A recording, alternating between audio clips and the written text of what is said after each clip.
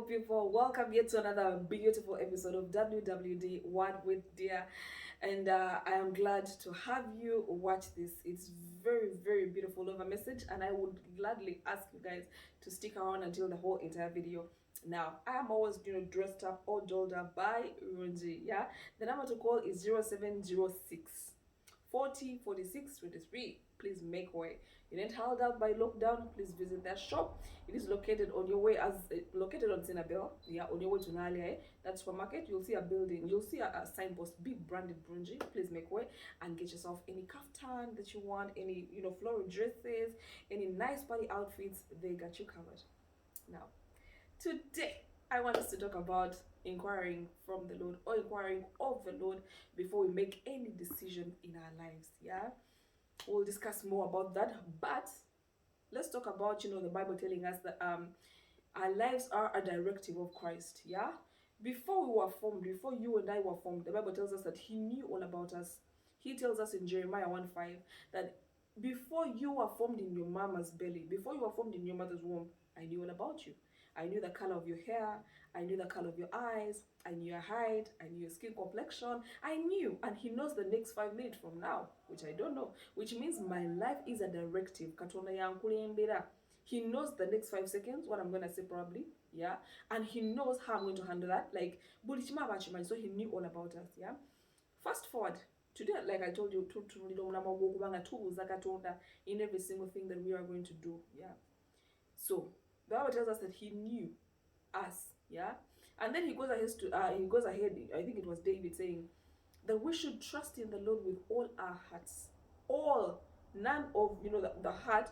They don't talk about heart being given in pieces. No, he talks about every bit of you, yeah, every beating of your heart. Trust in the Lord with all your heart. Make sure that you lean not on your own understanding, because our understanding fails and it's limited, yeah. And he says, in all your ways, in all your decisions, in all what you're going to go through, make sure that you ask of the Lord, yeah, and he will direct your path. Why do we probably you ask yourself, why would I inquire of the Lord? Quite same with LC one. Since quite same with now, let me tell you. When we ask of the Lord, it means we are raising a question. A question is when you want to know, because you want to avoid yourself, falling into danger. Because often at times we've made wrong decisions. Yeah, we've gone into harm's way, and shouldn't have gained more that harm's way because we didn't inquire. Let me give a simple scenario. Imagine you're going to a destination point A, like you're going maybe to a faraway place, but you don't know the place, because our lives are like that. We can't determine what's happening tomorrow, but God knows. So imagine you're going to a destination point A, but you have no directives off the radar. Like GPS can't direct you. You don't even have the destinations. What is going to happen? You're going to get lost.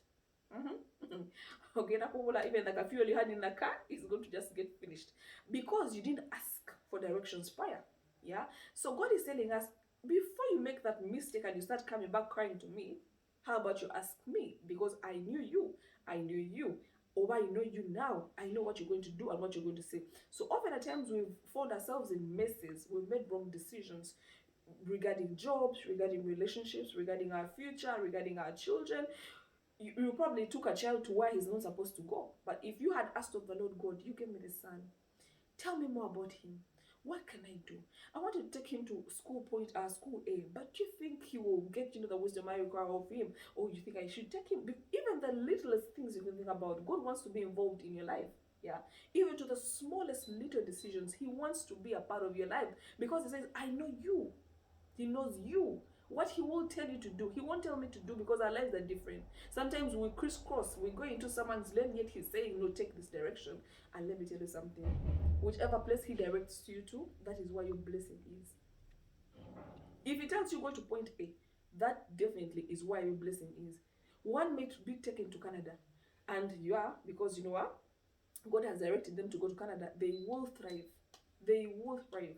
While he's telling me to go somewhere like whichever place, and he will make sure that I do what? Because he sees that's where my blessing is.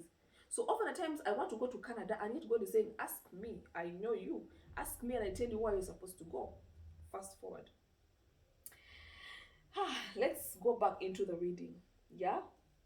I want us to start with the men in the Bible who knew what they were supposed to do. I will start with Jehoshaphat, one of my favorite. It's not my favorite king, but let me draw back to David. The Bible tells us that whichever decision David made, he inquired of the Lord. Probably could do a reading, a small reading right here. Um, Everything that David did, he made sure that he asks of the Lord. David never went to war without asking God. And sometimes God will tell him, no, that war you don't have to fight. That war you can fight. I remember there's a time when David said, he asked and said, I made my notes here, so we could probably read. I could probably read. I'm going to tell you of so many people that actually asked of the Lord. We have David, we had Moses, we had Elijah, we had King Jehoshaphat, we had Ahab himself also asking for from the Lord. So many people did ask from the Lord. Yeah, I wrote it right here, and that's First Samuel 23. First Samuel, if you want to take a reading, First Samuel 23:3. The Bible says, and David inquired of the Lord, because there was a scenario where he had gone to fight, coming back, they had taken away everything, the wives, the children, the cattle, everything had been snatched by the enemy. So he comes and says, God, he knew that if I go without the directive of the Lord, what if it's the Lord's directive that they took away these things? Yeah, what if I go and they beat me, and yet I'm supposed to stand still and know that he's God? So David says, no, while the people are planning, let's throw stones at him, let's do this, he was bamboozled, he didn't know what to do. And wise enough, he goes to the presence of the Lord and said, shall I go and attack the Philistines? Shall I go? He's inquiring now. God, there's a situation, there's a scenario. I'm in panic, I'm in shock, I am quaked, I don't know what to do, but what do you think I should do? And the Lord tells him, go. I've given you victory already. So now David goes knowing already I have the victory of the Lord. Yeah? Imagine David had stuck in one place. Imagine David had gone without inquiring from the Lord. What would happen? But he first did inquire. What do you think I should do? Probably God gave him the littlest, like, take this route, branch off from here, turn this here, do this when you get here, point, pause, seller, like all those things, because he has been given a directive from the Lord. And that came about because he had inquired of the Lord. We move on. David again asks the Lord. There was a time when Saul was running after him, wanted to persecute him, and David was at Keilah. Yeah, you know, one thing I love about David is that he never at any one point stopped asking from the Lord. Yeah, often at times we ask once, and then our lives are driven by that one asking of the Lord, and yet every single day we need to ask of how my day is going to go. Lord, do you think I should make this decision? Lord, do you think at work I should do this? Lord, do you think I should answer this person like this? Lord, do you think? But so we ask once and that's it. They're like, God spoke and I said, we never ask anything. But now David is asking again at a time when he was in trouble. He was being sought after by King Saul. And then he says, I am at Keilah, but God, do you think if I stayed here? Remember the other time he was asking, do you think I should pursue? And God says, yeah, pursue, you're going to overtake and you return whatever they stole from you. Battle done, cleared, everything was brought back. Now, this time around, he's faced with a situation where King Saul, who's supposed to be his blesser, is running after him. He wants to kill him. And he's in a small city called Keilah. And David, of course, knew he had the hand of the Lord on him. Yeah? But he asked God, do you think I should run? The other time he told me to run, I'll overtake and bring back. But now I'm here in this state. Saul is running after me. Are you going to destroy him from the other side? That is the importance of inquiring. It saves you to make wrong decisions. Now, instead of running away, he's in one place and asks God. The other time he told me to go, and I went. Do you think I should stay or I should go? Because Saul is running after me. And do you think Saul will find me? And when he finds me, do you think these natives or the citizens are going to give me up to Saul? And the Lord is faithful. He answered him. Because he inquired and God gave him an answer and told him, yes, Saul is coming, that's true. And yes, he's going to inquire of the citizens. And yes, they will hand you over. Because they are worried about Saul destroying everything that they have in search for you. So yes, run away. Now, David is not running away to bring back. No, God has told him, run. Because this man is seeking after you, and he will find you, and he will kill you. So run. David ran. But that came because he had inquired of the Lord. Moving forward, I want to give you examples. I want to give you more examples so that at least, when you're going to ask, you know why you should ask.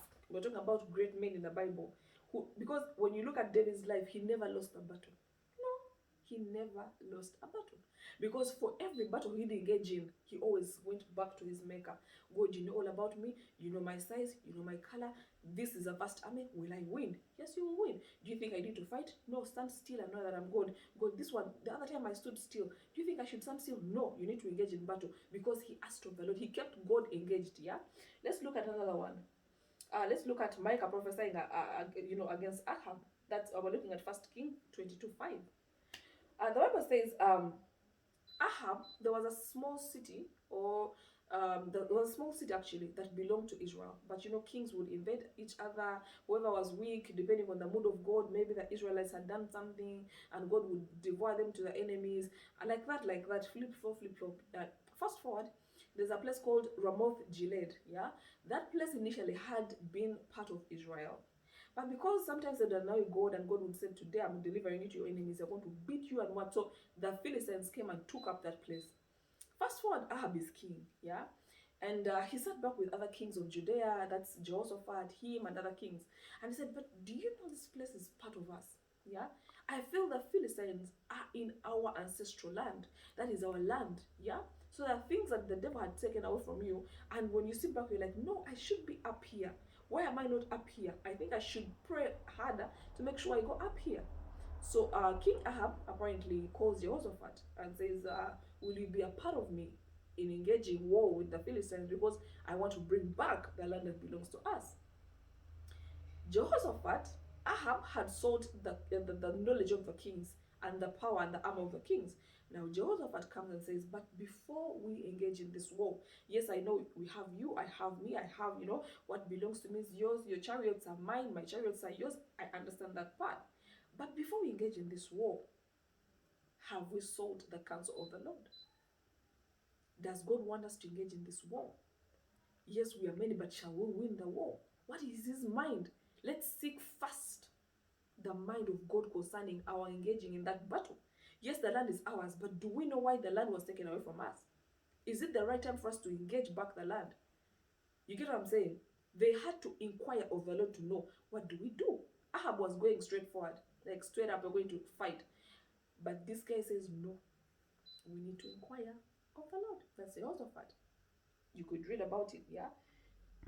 And of course, King Ahab says, is there any man that, still believes in God, who will tell us the truth? Fast forward, of course, they're told, go, you would win and overcome, and, all those things.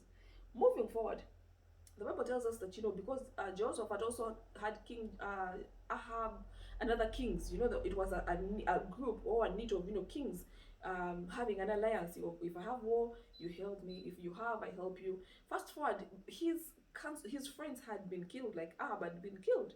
So apparently the Philistines knew that now Jehoshaphat was left alone.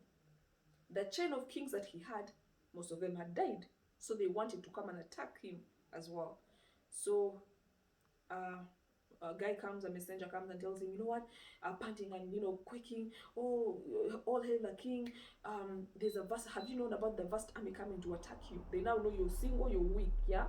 Usually what the devil does is to separate you, divide you, and then attack you. It happens to Jehoshaphat. He's alone. He hasn't been engaging in war like Ahab had, or David had, Solomon had. So now he's faced with worries and problems. They come and tell him a vast army, not a small army, but a vast army is coming. Yeah, it is coming your way, and they're coming to destroy you. So Ahab with him, Jehoshaphat, worried and sad and sunken and sulking. What does he do? He says, you know what? At first he lay down, regardless of what he was putting on, he just lay completely down to the ground in total surrender and cries out to the Lord. Before he cried out to the Lord, he announced a fast for everyone in Israel. He said, you know what? We can only win if we ask and inquire of the Lord. You don't just wake up one day and say, you're God. So what are you saying? Like, yeah, I'm going to work, but do you think I should go? Like, you don't ask God as if you're asking your peer, or you're asking.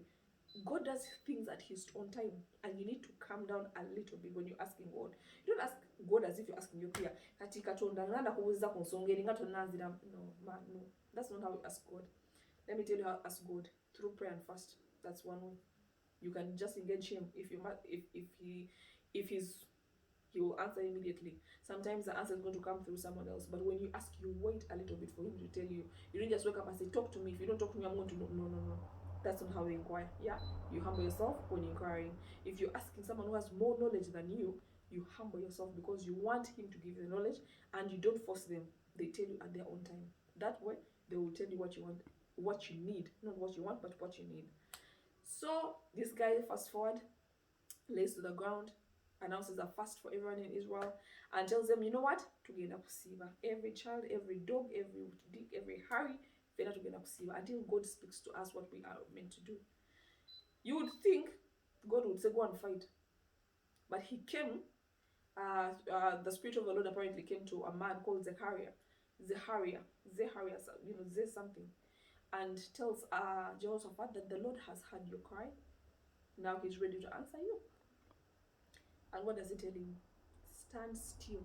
I want you to know that I am God. I know you're sunken. I know you're frustrated. I know you're weak. Yeah. But this is not your battle. I am holding your battle from you. What you did was to ask me and lay a fast to inquire for me. Now let me show you that I am God. Yeah.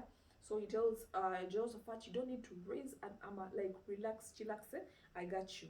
This is my battle now. I'm taking it on from you. I know they are huge, and that's why I don't want you to go and get scared. No, let me take it on. And the Bible tells us that God gives him a directive: don't fight, but tomorrow, at this certain time, go this direction. Go out to there was like a sea, as if go out, you'll see what I've done. So these people think we are going to fight, but remember, God had told them the battle is not yours, it is mine. So fast forward, they were shocked to find the vast army that was big, different armies coming together against this guy. All of them were dead. They don't know how God did it, when he did it. They don't even know who first killed who and who last killed who. But all they know is that they found floating bodies of their enemies on the sea.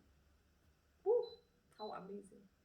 Imagine he hadn't asked and just goes into the war. They would have killed everyone because there were many. But this time around, God says, no, you're little, let me take it on.